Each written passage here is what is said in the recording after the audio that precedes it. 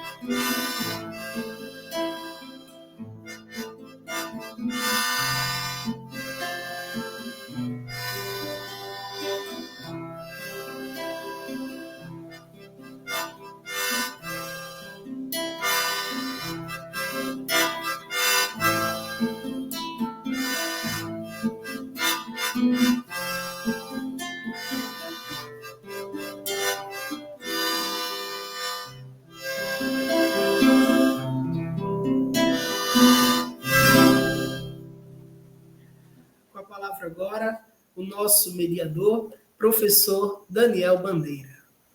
Que prazer enorme encontrar-nos aqui para falar no Papo Acadêmico dessa excelente escritora Cida Pedrosa.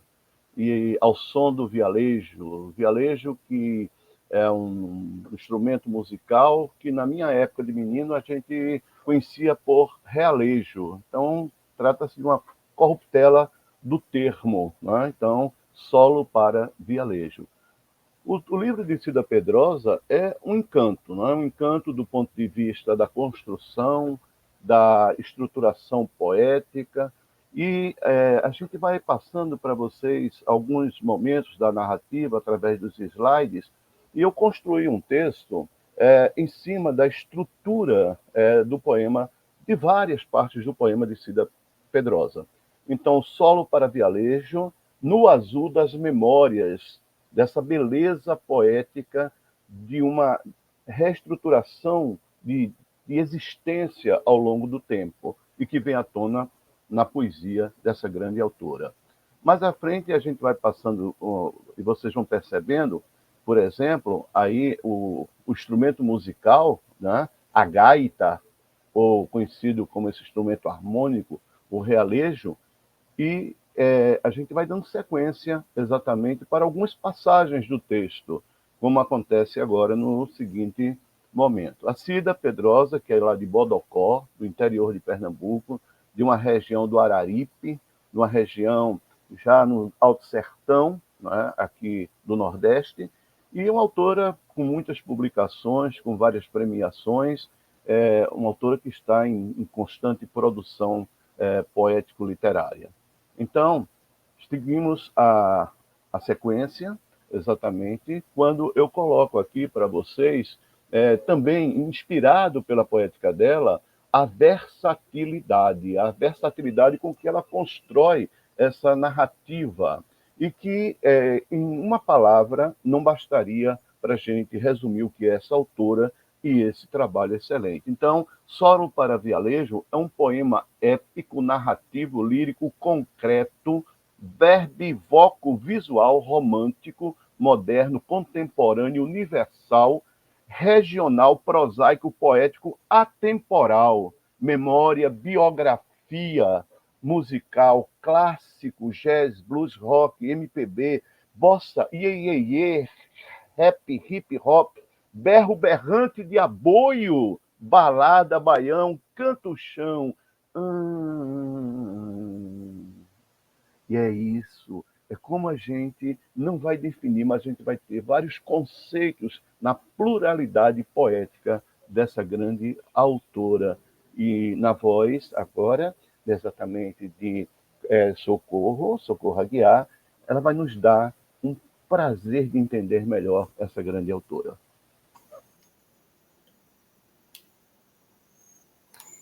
Pois é, professor Daniel, um trecho que vale a pena destacar. O sol anestesia a dor, e de dor é feito, como deve ser feito de dor frio do outro campo. O solo, onde a autora nos convida a pisar com sua gaita de memórias, passa a ser o complexo lugar onde o algodão não pode ser esquecido. Colhido por mãos escravas, ele passa a ser um elo entre a América do Sul e a América do Norte. E um elo em sua musicalidade, entre o blues e o baião. O blues dos Estados Unidos, na terra gelada dos campos de algodão. Enquanto também aqui, nos campos de algodão, numa terra árida. A autora fala de sua aldeia de modo universal. Reacendeu as próprias memórias para contar a história de Bodocó, que se relaciona com o mundo. E nesse momento também eu gostaria de trazer um trecho dos Tropeiros da Borborema. Tropeiros da Borborema. Letra de Raimundo Asfora e Rosil Cavalcante. Muito cantada por Luiz Gonzaga. Estala relho marvado. Recordar hoje é meu tema. Quero rever os antigos tropeiros da Borborema. São tropas de burros que vêm do sertão, trazendo seus fardos de pele e algodão. Na Paraíba, a história do algodão pode ser contada por meio dos tropeiros da Borborema. A palavra versatilidade é uma palavra-chave para esse livro, né? O que o professor Daniel falou. Em Solo para Vialejo, a memória, né, da poeta é impressionante como ela se conecta com a memória coletiva, especialmente do povo nordestino, né? E nós. Tanto é que, enquanto lemos o livro ou conversamos sobre ele, como nós aqui conversamos tantas vezes sobre esse livro, e todas as vezes em nossas conversas, nossa memória nos levava, né, e nos leva ainda às nossas raízes. As cenas descritas nos poemas de Cida, muitas são cenas que também já presenciamos, ou já muitos leitores também já viveram. Então é fácil se reconhecer, é fácil a gente se reconhecer como um povo nordestino, como sendo esse livro o nosso lugar.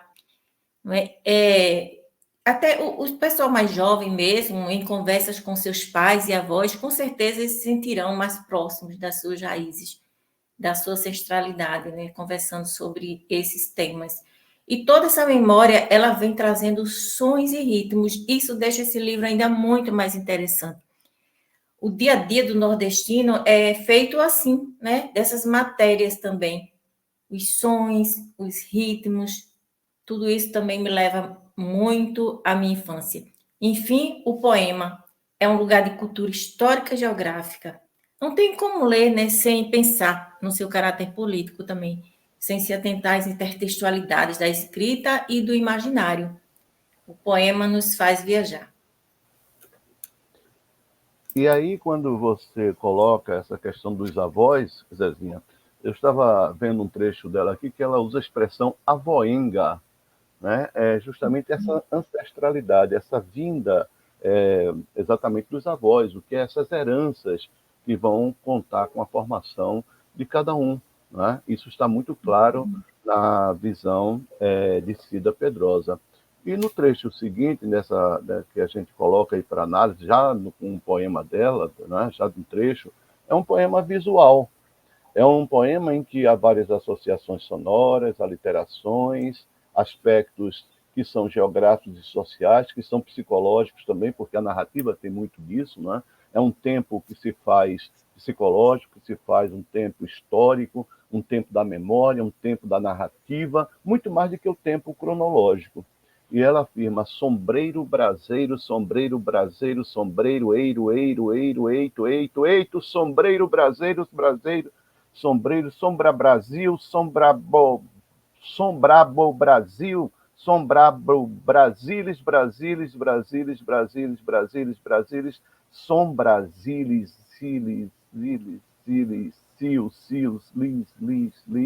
som sem eira nem beira. Observe um aspecto visual do texto, não é? Um aspecto de um funil, não é? Um aspecto de um texto visual, de um texto sonoro, com várias combinações, com vários elementos, no caso, né, de reprodução sonora. É um poema para ser visto e para ser ouvido. E lá no início, quando fala dessa viagem da cidade para o sertão, me traz também à mente o Ascenso Ferreira, né? O condutor apito, solta o trem de ferro, um grito, põe-se logo a caminhar, vou danado para Catende, com vontade de chegar. Há pouco deixei o mar, vejo outro, faz onda, alteia, é um partido de cana já bom de cortar. Adeus, morena do cabelo cacheado. E assim vai, danado para Catende. Não é? Então, vamos aqui partilhando dessa beleza que é a beleza poética de Cida Pedrosa.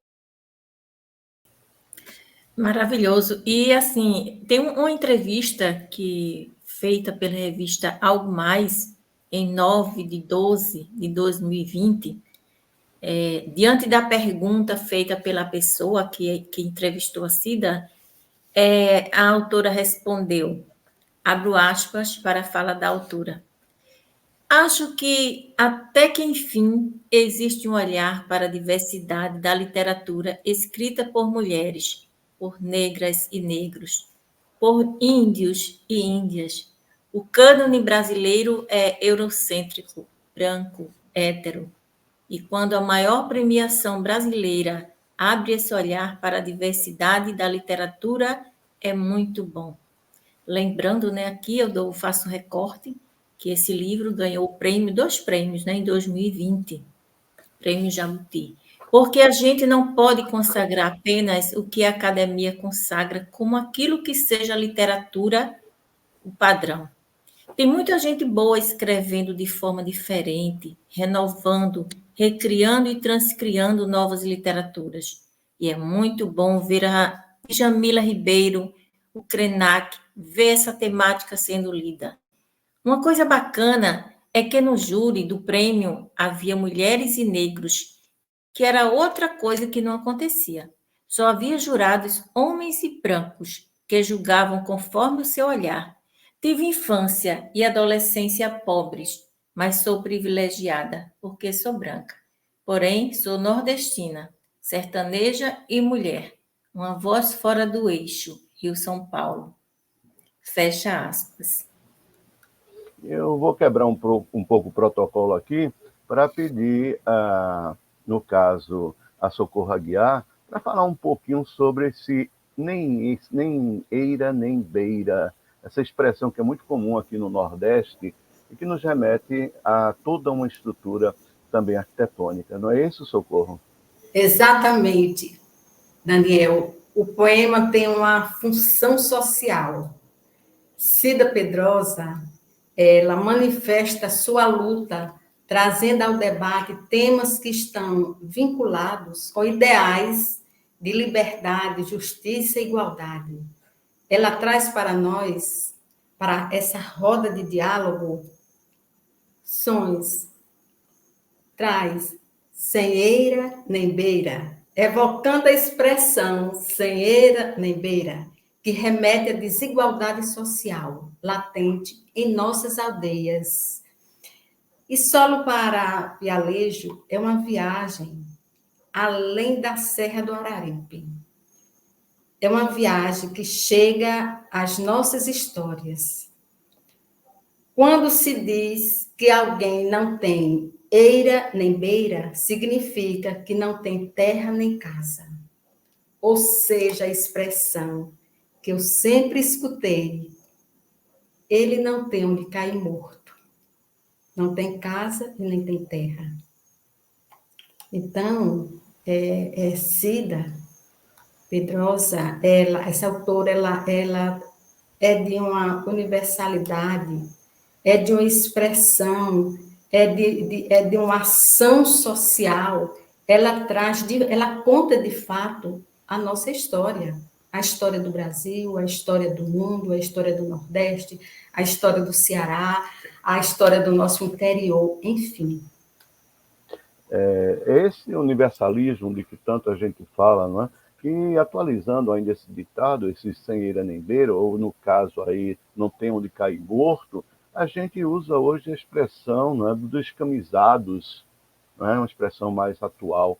Então, são situações que nos levam a um elemento de escala social incorporado na linguagem popular no nosso cotidiano. Eu chamo agora, né, o Clécio para que ele faça as ponderações, né, em relação a essa experiência que ele tem com a autora, né, com a Cida Pedrosa e com sua poética. Não é isso, Clécio? A Cida Pedrosa, uma poetisa fantástica, bastante atuante no Recife, né, participando de coletâneas fantásticas, com uma poesia engajada, né? É muito forte. Eu vejo muito, né, nesse ponto aí que vocês estão tocando na questão das associações sonoras, né, como um tema. Eu escrevi algo que eu gostaria de compartilhar, que diz assim: tocar o vialejo é religar o passado, rememorar e resolver a dívida com ele, com o passado, né?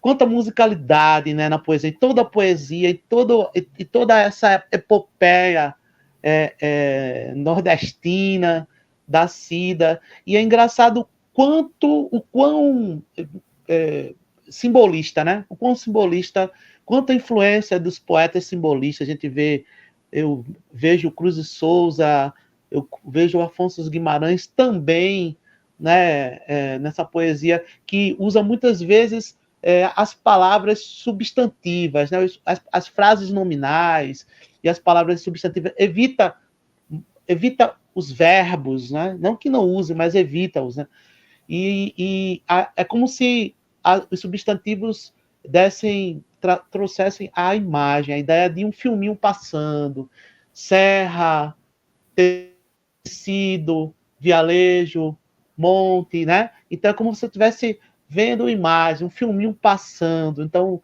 o quão simbolista, né? Junto com toda essa sonoridade que já foi dita das alterações, das assonâncias, não é? Enfim, muita influência do simbolismo também, essa poesia fantástica, né?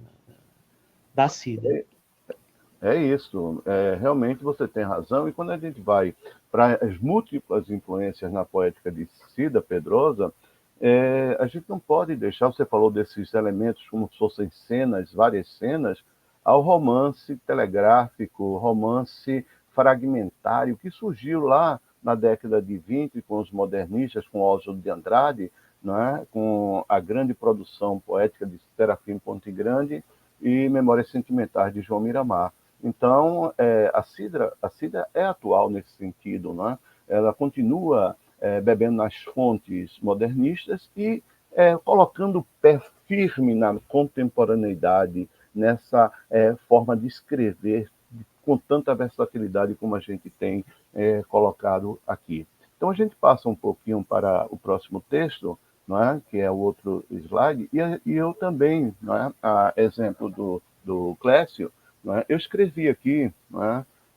Olhando para essa imagem do éramos pedras, penas, penachos, palhoças, partos, porto, palavra, basicamente a predominância da aliteração na letra P, e eu digo o seguinte: há tempos e espaços que estão soprando, né, nessa paisagem poética de Cida. Por exemplo, o sol do sertão sopra veloz sobre a região do Araripe, do Bom Bodocó, em Tupi-Guarani, carne seca na roça, cadenciado sertão agreste, pelos campos áridos da memória, beleza, resgate de um tempo passado presente, aportando na capital pela mata, itinerário poético ao litoral, caminho oposto nos versos de Cida Pedrosa.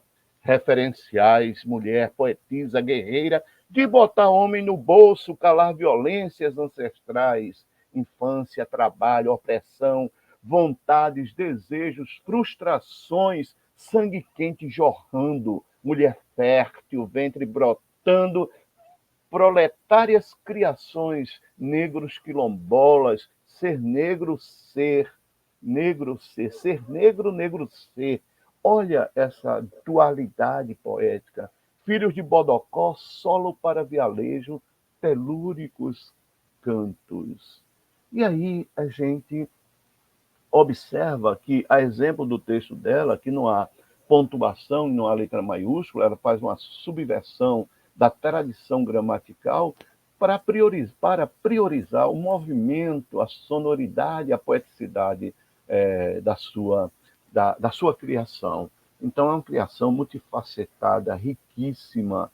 E aí eu paro um pouco aqui e chamo Zezinha para falar um pouco dessas percepções que ela tem para nos enriquecer com suas apreciações críticas.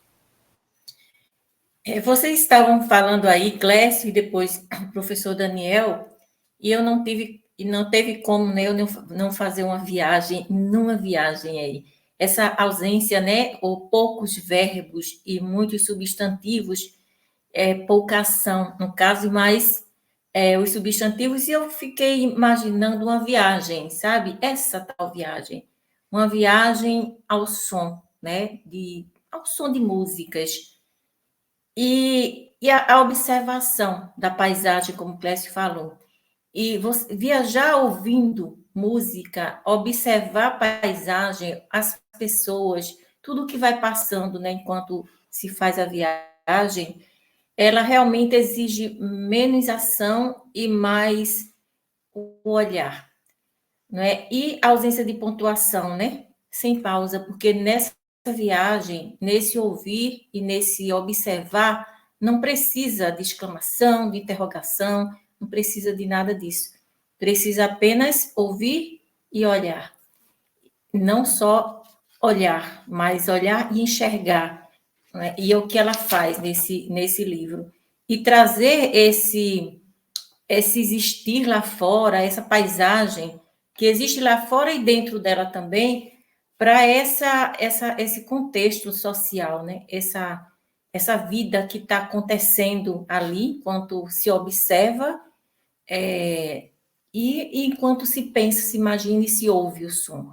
As coisas estão acontecendo, é a vida acontecendo, de uma forma agradável ou não, mas está acontecendo. Exatamente. Quando se coloca toda essa percepção, eu diria que ela é sinestésica. Quando você diz assim, não é só ver, ouvir, é sentir. A gente lê Cida com todas as percepções dos órgãos do sentido. Ela é visão, ela é tato, ela é paladar, ela é audição, ela é tudo isso, é olfato. Eu diria que em Cida está o azul, o som azul da vida, o som azul da vida. Então a gente vai adentrando essa poética, a gente vai percebendo quanta coisa enriquecedora existe. Como, por exemplo, no slide que vai se seguir, que a gente também tem outros encaminhamentos, que são os diálogos que se estabelecem dessa autora com tempos, espaços e temáticos. Eu diria a vocês, por exemplo, que é tanta relação dialógica, tantas conexões que nós temos em Cida Pedrosa, que não daria para a gente elencar todas elas e falar sobre todas, mas a gente vai falando sobre algumas questões, né, de gênero, de etnia. Por exemplo, quando ela fala das mulheres caçadas, acossadas, tomadas à força bruta. Olha, quem sabe dessas existências, dessas penalizações, dessas intolerâncias, a gente vai compreender, Cida. A Chapada do Araripe é um berço da civilização americano-negro-índia. Quer dizer, essa etnia, essa formação étnica rica do nosso povo. E aí eu abro um espaço um pouco para que Socorro conecte Cida a tantos espaços e tempos e temáticas. Não é isso? Exatamente, professor Daniel. Esses diálogos, essas temáticas, esses tempos, tece uma aproximação com o leitor. A autora traz não apenas para nós lermos, mas para nós sentirmos na alma o que lemos. No contexto de desumanização, colonizadores tomaram para si o direito de propriedade da terra, expoliando as riquezas e a missão de incutir a civilização cristã europeia, desconstruindo a identidade, a cultura e a espiritualidade indígena. E aqui eu trago Krenak. A Carta de Caminha inaugura uma lógica da disputa. Ela quando nós trazemos para a reflexão também a Carta de Caminha, de fato abraçar a nossa história, mas com ações evolutivas, que a gente possa trazer a compreensão da dignidade do ser humano, não é? Que a dignidade é para todos, não é para alguns, mas para todos, e é universal. Tantas conexões que são feitas, não é, a partir dessa leitura do trabalho dela, de Cida. A gente fala também, eu acho que a Zezinha falou do blues, né, dessa influência musical que atravessa toda a narrativa, né? A música está em toda a narrativa, desde lá as nossas realidades, não é, na época do Iê, de Vanderléia, de parar o casamento sem o juiz, não é? Aquela febre que foi, não é? Que foram as jovens tardes de domingo, não é? Também a bossa nova, também a MPB, também essa influência americana, não é? Que também foi influência na música brasileira, na bossa nova. A gente tem uma referência ao blues, né, dessa influência musical, mas ela fala de um sertão blue, um sertão azul.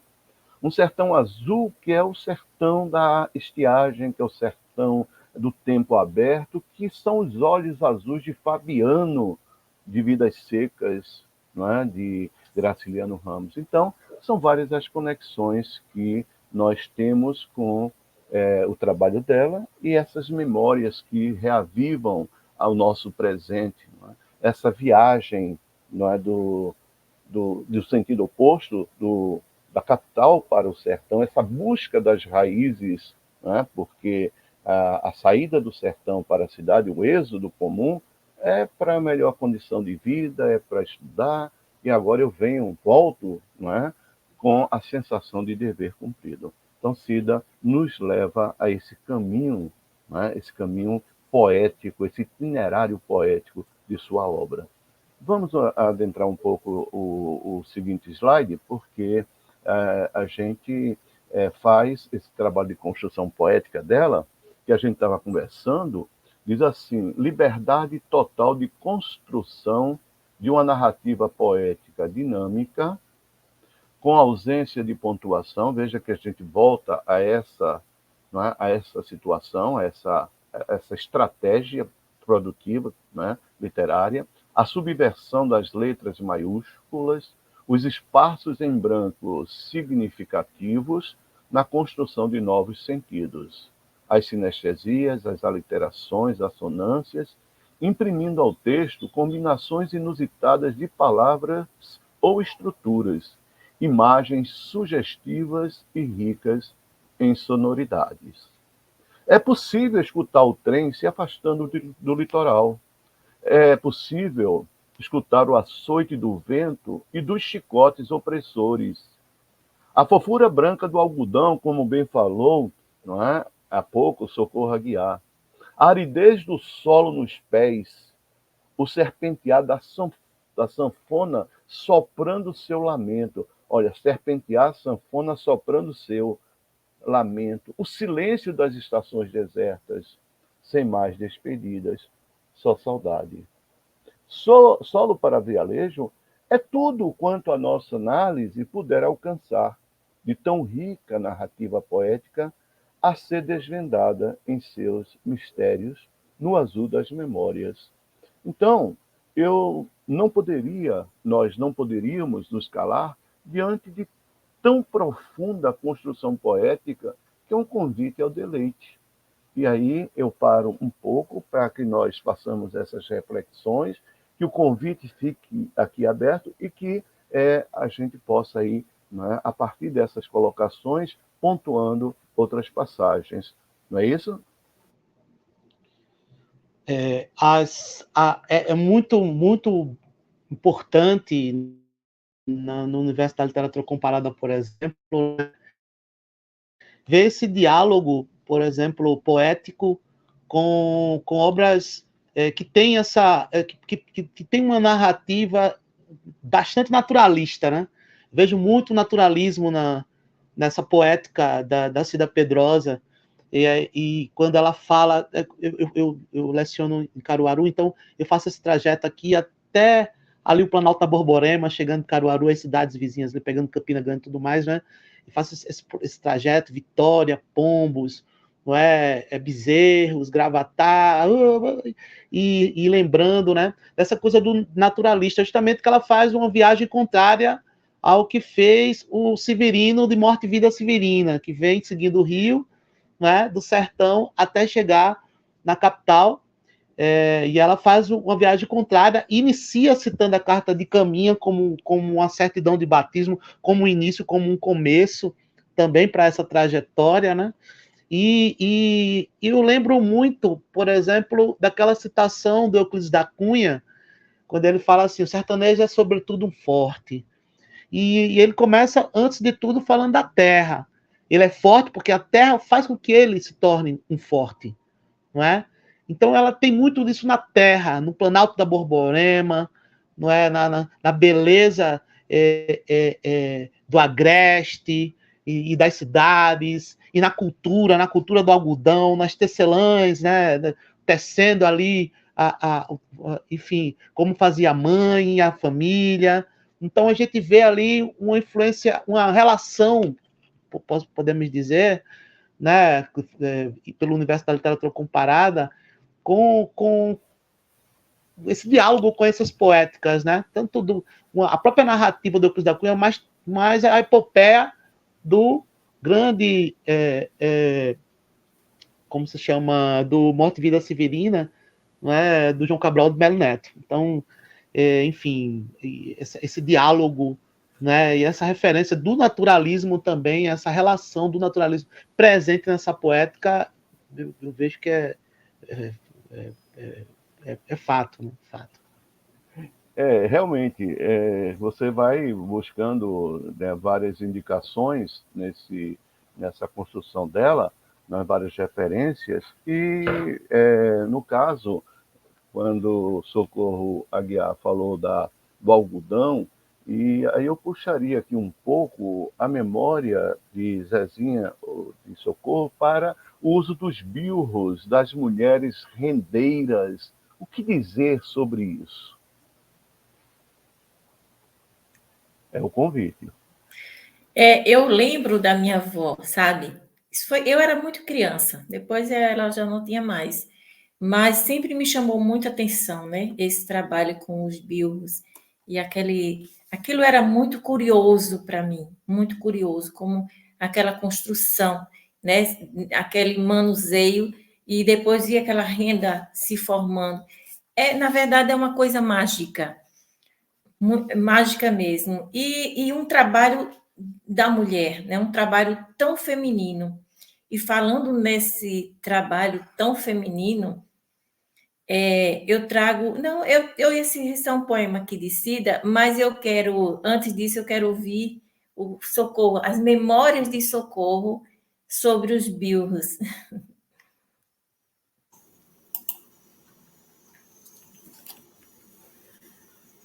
Já estou aqui com Aracati, Bons Ventos, Bons Tempos, prefaciado pelo professor Daniel Bandeira. Quando, em um dos textos, eu falo feliz retorno, saindo de Aracati, de Pau de Arara, para Jaguaruana, a cidade de minha mãe, a cidade dos meus antepassados. E eu passava, inclusive, convidei Rafael para fazer uma viagem, para fazer um feliz retorno, não é?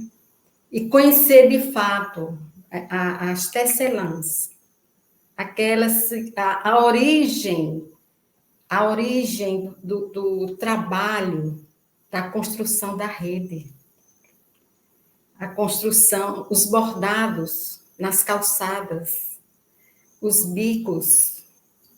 Então, é um feliz retorno às nossas origens. E Cida, fazendo essa conexão com a autora, eu não tirava os olhos desse feliz retorno. Por quê? É tão meu, é tão nosso. Não é? Ela fala assim, o livro fala diretamente para nós, não é, Zezinha? Então, é muito importante a gente continuar com essa roda de diálogos, não apenas no papo acadêmico, porque nós temos muito que dialogar sobre esse feliz retorno, tá certo? Das nossas experiências, das nossas histórias, das nossas caminhadas, do nosso ir, do nosso voltar, do carro Pau de Arara, da construção, do escutar a nossa ancestralidade, não é? E como autora, ela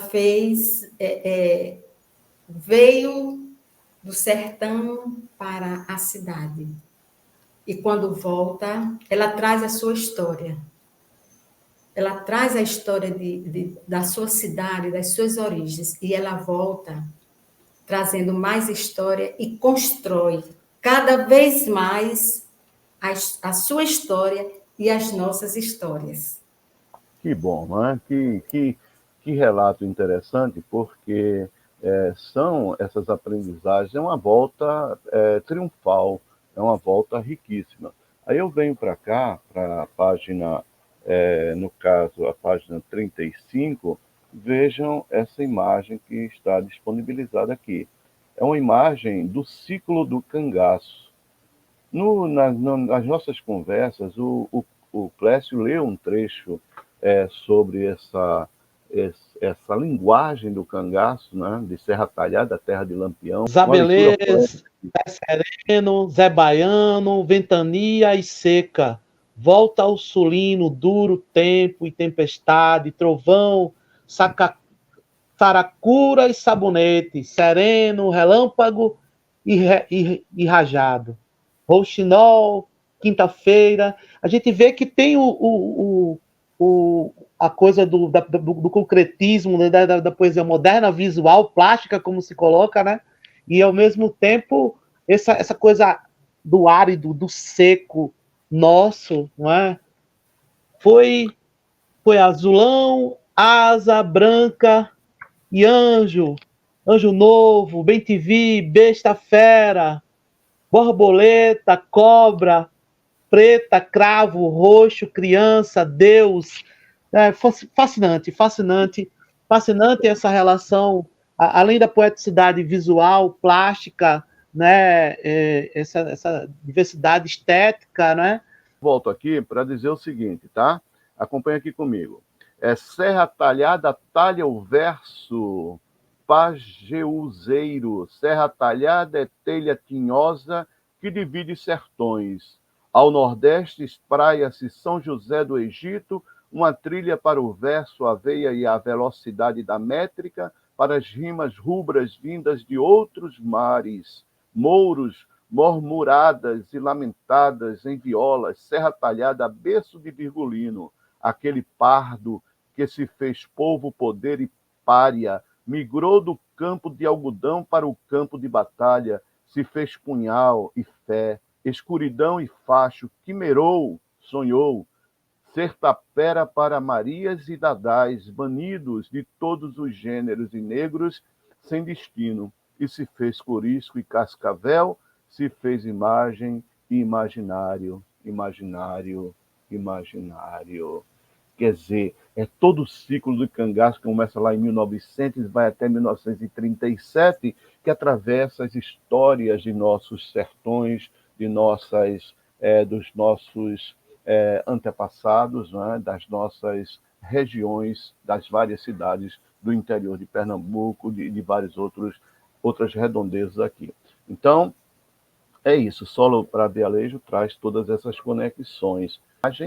Essa imagem que o Clécio acabou de fazer a leitura e foi virando o livro, assim, porque o texto exige essa mobilidade, esse acompanhamento desse ciclo do cangaço, onde o diabo chegou junto da gruta de Angicos e levou para o seu colo os 11 cruzados viandantes de veredas vulneráveis, os valentes dos sertões. E aí a gente tem a história da perseguição, a história do cerco e da matança, né, do bando de Lampião. Então a história está aqui, o tempo histórico permeia a obra de Cida. Não é? Então, é tudo isso que a gente vai descobrindo no campo dessa leitura riquíssima. Okay? Não é isso, Zezinha? É isso aí. E uma coisa que me chamou a atenção é que durante a leitura, nesse movimento que você falou aí, que Clécio fez com o livro, eu também, ao ler esse poema, eu não consigo ler se não fizer esse movimento, não é? É interessante porque o livro traz isso e não é de uma forma subjetiva, como na maioria das vezes chega até a gente um poema, mas é de uma forma muito concreta, como o próprio poema, né, se chama, um poema concreto. Você movimenta o livro para ler, e tem a sonoridade, então é música, e é poema, e é movimento, tudo nessa viagem, como se você tivesse nesse ônibus, eu não sei qual condução, mas ouvindo a música, e só que aí você está em movimento. Nesse poema existe um movimento. Sem o movimento, há uma certa, pelo menos para mim, eu e para a Clésia também, há uma dificuldade de acompanhar, né, todo esse ciclo do cangaço. Gostoso, não é? É gostoso. É uma leitura prazerosa demais, não é isso? E é de descoberta o tempo todo. Eu agora vou deixar o espaço aberto. Eu acho que entra agora o Rafa para fazer essas considerações, né, sobre a obra, que é um espaço aberto de leitura e é um convite a todos para que todos leiam, porque a leitura ela só traz para a gente prazer e descobertas. Então, o Clube do Livro Várzea do Capibaribe é esse espaço de conexões, esse espaço prazeroso das conversas que nós temos até chegar a vocês que estão nos assistindo, que estão assistindo a toda essa apresentação, toda essa discussão, esse papo acadêmico, que é um prazer imenso dele participar. Rafael. É exatamente isso, né? É um prazer imenso e faço minhas as palavras do professor Daniel, expressando, né, um pouco desse sentimento, né, que a gente tem em estar participando e estar apresentando essa maravilhosa obra, né? E, bom, para Cida, né? Cida nos brinda com um olhar novo de um velho conhecido. O sertão, que é o cenário de um reino escondido. Foi voltando para o sertão que, saindo do mar, me reencontrei, como se um fóssil ali consagrado voltasse à vida de uma vez. Ou o amarelo de uma carta, pelo tempo, voltasse ao branco pela vida. Quem sois vós, sem eira nem beira, para fazer do branco tua bandeira e dizer sim para tão difícil partida? Te digo quem sou, entre Maracatu, Luiz Gonzaga, Terra Brasilis, Terra Vanguarda, raízes que seguram a história e terra que engravida sementes. Do vialejo que aprendi a tocar ou do vialejo que nos tocou. Nem muito singular, nem pouco plural, nem tanto pessoal e nem somente coletivo. Também é voz, mas também é grito. É tudo isso, é aquilo. Tempero e cheiro de um aroma quente, amargo sabor que a gente sente. Nossa gente, nossos pais, para mim e para tu. Ao mesmo tempo, o blues, com a musicalidade azul de um sertão que aflora entre belezas e aflições, e um vialejo que nos tocou e tocou nossos corações. E mesmo nesse meu jeito buliçoso e sem pantim, vai chegando ao fim. Não a história porque é eterna, mas estas palavras que digo assim: pedra que finca na terra, pedra que és rochosa, pedra que na terra ficou, que a água veio, tentou levar e não foi embora. Pedra, pedrosa pedra, que se dá com pedra, se dá, Cida Pedrosa. Que belo poema, que construção belíssima.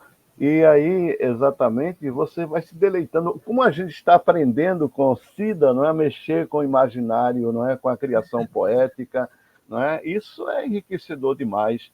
E aí, mais na frente um pouquinho, antes de ir para aquele itinerário de Bodocó, não é? No próximo caminho aqui, não é? Para a gente fechar exatamente, não é? Antes de passar para Clécio, e reafirmar essa colocação no caso de Rafael, ela volta exatamente assim: me encontro e te encontro no ser. Sertão assim, sertão e só. E aí a gente volta para Guimarães Rosa quando fala do sertão mundo, não é? O sertão para Guimarães Rosa é dual, é o bem e o mal. O sertão de Ariano é um sertão é o sertão, não é? É o bem, é o mal, mas é também o centro, que é o purgatório, é aquele juízo que se vai fazer ali, se prestar conta. E Cida retoma dizendo que no vialejo azul que ganhei de meu pai, quando menina, e nunca aprendi a tocar. Quer dizer, está nos tocando com essa não aprendizagem, que é todo aprendizagem, e é Cida, e é pedra, e é pedrosa, e se dá a nós com essa grandiosidade da poética que Rafael nos apresenta. Não é isso, Clécio? Alegre, então levanta, prepara para sair, e olha lá da janela o dia lindo a surgir. O tão calça sua bota, sua roupa de couro e gibão, e monta no seu cavalo, na sela, seu violão. Um sertão, que lá no sertão é rei. O céu segue a lei do tão, e o tão tem sua própria lei.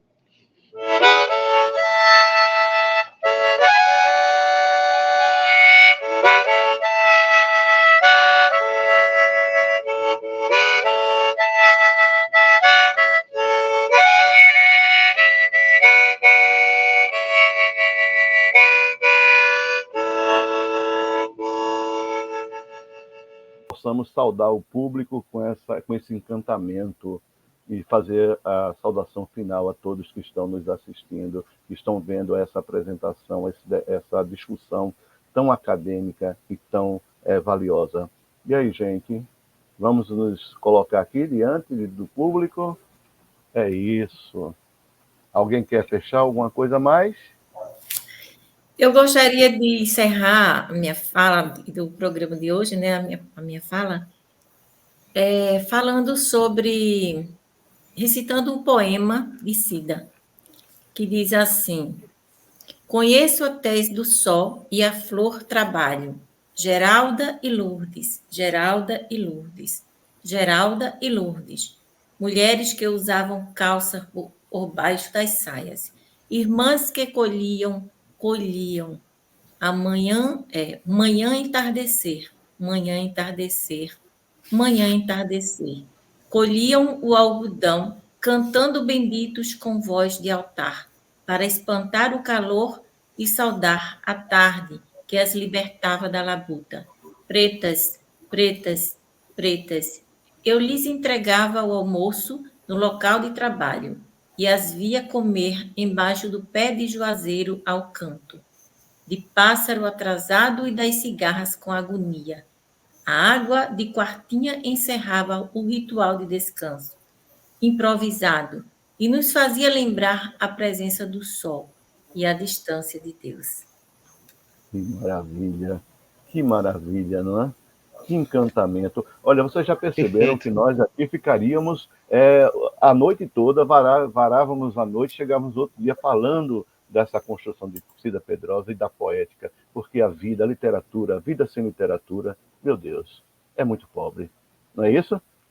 E aí eu me despeço, nós nos despedimos, né, pensando já no próximo papo acadêmico, na nova obra, que será surpresa, e estamos já em trabalho para poder fazer essas discussões tão significativas para a gente, e acredito que seja um ponto também bastante significativo para todos vocês que nos acompanham.